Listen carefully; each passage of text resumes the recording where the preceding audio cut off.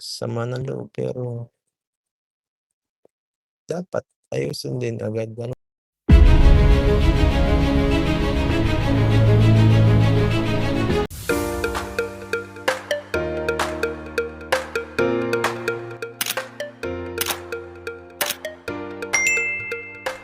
Isang mapagpalang araw po sa ating lahat. Magandang araw at gabi po dyan sa mga silent viewers at mga solid supporters na patuloy na pong sumusuporta at nanonood. Sa mga kalingap, narito ang ating muling update ngayong araw mga kalingap na paniguradong tayo ay magugulat sa ating pag-uusapan ngayong araw. Sa mga kalingap, papaids natin nalungkot nga po dito sa kanyang nabalitaan dahil nga po mga kalingap. Kaso, sino nga ba ang kakasuhan mga kalingap? Kasama nga ba si Beyonce? Sa mga mapambalahura talagang nagsitago na sa mga lungga. So yan nga po ang ating pag-uusapan maya-maya na lamang. Pero bago po yan, lagi kong paalala sa inyo. Bago po tayo magbigay ng ating mga komento at opinion, tapusin po muna natin ang kabuuan ng video. Ang sa ganon ay akma po ang ating i-comment mga kalingap. At lagi kong hiling sa inyo, patuloy pa rin po natin suportahan ang mag-ama na matubang. Napakaganda nga po yung ipinapakita nilang pagbibigay saya at tulong sa ating mga kababayan. Ipatuloy po nating suportahan. At sa ngayon, ganon din mga kalingap, suportahan din po natin ang kanilang may bahay.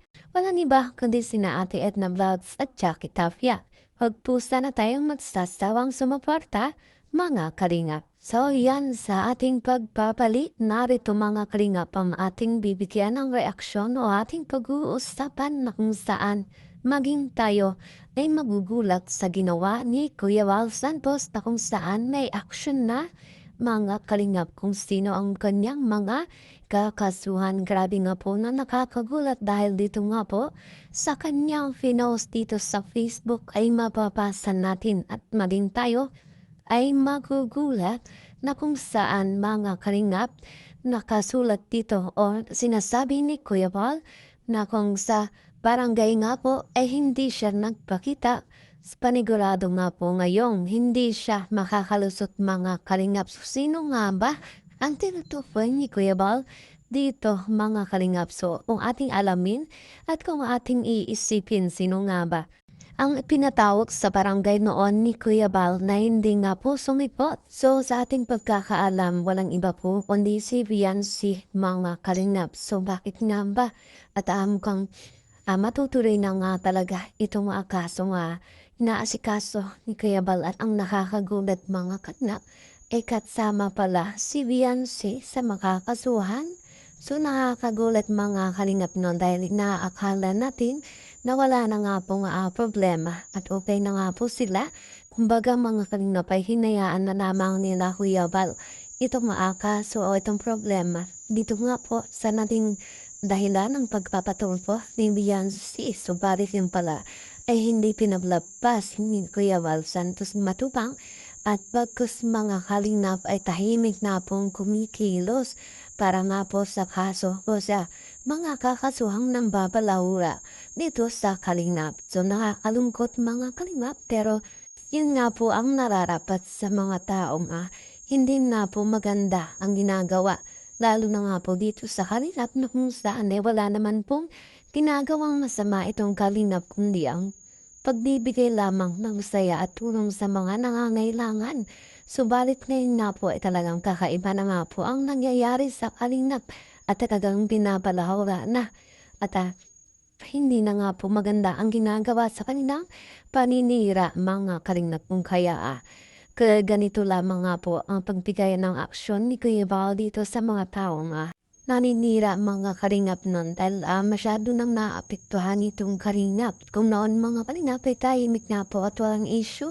Subalit ngayon ay talaga namang sari-saring mga komento, sari-saring mga pangbabash, sari-saring mga hindi magandang sinasabi patungkol dito sa kalingap.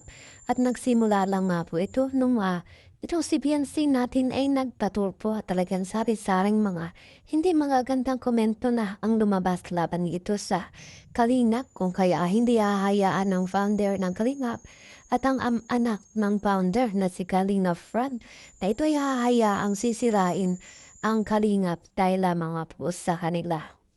At hindi nga po matatanggap yan ni Kalingap Rob at maging ang founder na Kalingap ng ama ng Kalingap na si Kuya Bal na ganito lamang nga po ang mangyayari na yung kanilang mga beneficiary ay talagang pinatulpo sila kung sino pa nga po yung tinulungan.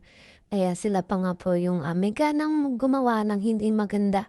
Tulad nga po dito sa ginawa ni Beyonce na sa pagkakalam natin kung bakit si Beyonce ay umalis sa love team dahil na nga po kay Papa Eds. Subalit, eto nga po ang nangyari. Kay Papa Eds, may problema. Subalit, sa founder ng Kalingap, nagpatulpo o pinatulpo mga Kalingap. Sin nga po, so bakit nga ba? Itong si Beyonce ay ang founder ng Kalingap ang pinatulpo at hindi nga po si Papa Eds. Kung sa ganon, ay si Papa Eds lang ang dahilan kung bakit umayaw siya sa love team ng Etsy. At maging sa Kalingap ay umalis na nga po siya mga Kalingap na. At ngayon ay si Beyonce ay anti-Kalingap na at meron ng binubong team na tinatawag na Team Guapa. So sino nga ba ang namumuno dyan at sino nga ba ang tumulak kay Beyonce para gawin ito? Kung sino man nga po ang nasa likod nito, ay siya rin nga pong siguro mga Kalingap ay makakaharap sa kaso nga. Ilalabas ni Kuya Bal siyempre ng mga Kalingap at hindi nga po pwedeng ang nasa likod nito na kung saan ay nagawa ni Beyonce ang ganitong hindi dapat gawin ay dapat nga rin pong managot mga Kalingap. So, sino nga ba ang mga ito? So, yan din po ay ating aabangan sa kung yan na po ay ibablog pa ni Kuya Bal dito at ay upload. So, aabangan at malalaman po natin kung sino-sino ang mga yan. Kung sino-sino ang kakasuhan ni Kuya Bal mga Kalingap. At kung si Beyonce ay isa nga po dito at ang tanong nga po ay handa na nga ba o handa ba si Beyonce sa ganitong kakaharapin problema niya mga Kalingap. So nakakalungkot, subalit wala po tayong magagawa at hindi pa naman din natin alam kung kasama nga ba itong si Beyonce. Subalit para isipan nga po itong pag-post ni Kuya Bal dito sa Facebook na ating nababasa. Ngayon mga Kalingap, grabe nga po no, nakakagulat dahil kung mangyari man ito ay ano kaya ang mangyayari dito kay Beyonce. At yan nga po ang aking update ngayong araw patungkol nga po kung saan papait natin malungkot sa nabalitaan na kung saan mga Kalingap ay mukhang isa si Beyonce sa kasama sa kakasuhan ng mga Kalingap. Grabe nga po at yun nga po mga Kalingap ay ating hapaman.